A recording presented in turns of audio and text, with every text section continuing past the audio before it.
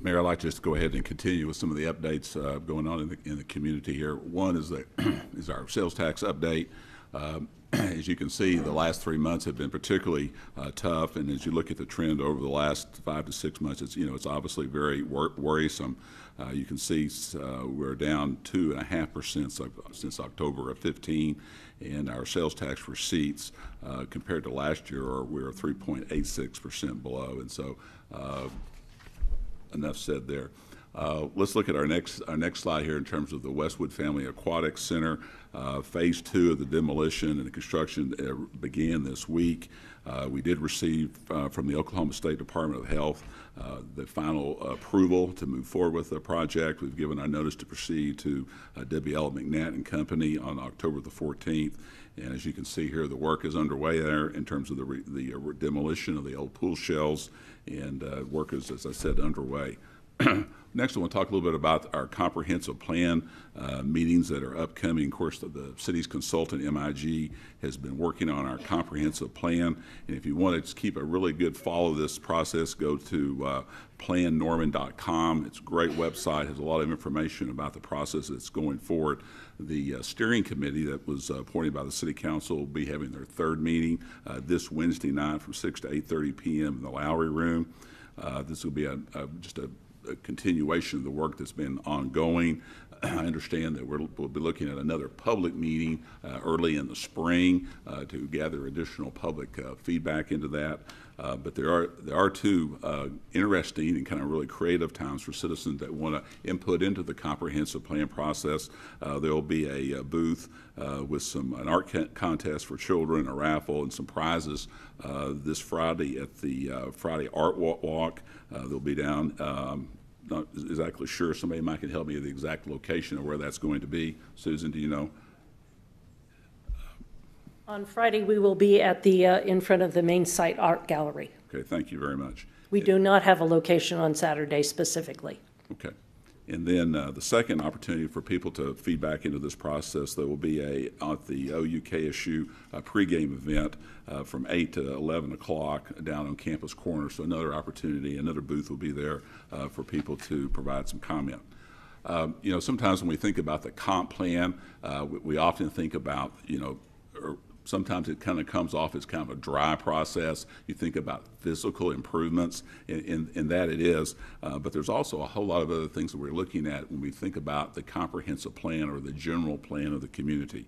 Already there's been talk about some of the key assets in the community, talking about our park and trail systems like Thunderbird, the small big town feel that we have, just looking at all of our arts and culture and educational assets. But then it's also been talking about what are the key challenges in the community in terms of housing choices, cost of living, stormwater management, pedestrian and bicycle connectivity. And so when you first hear about a comprehensive plan, it sounds kind of dry, but you're covering a whole host of issues that impact the livability and our quality of life of the community. And so just encourage people to stay tuned to that. Next is talk a little bit about some of the things going on in animal welfare.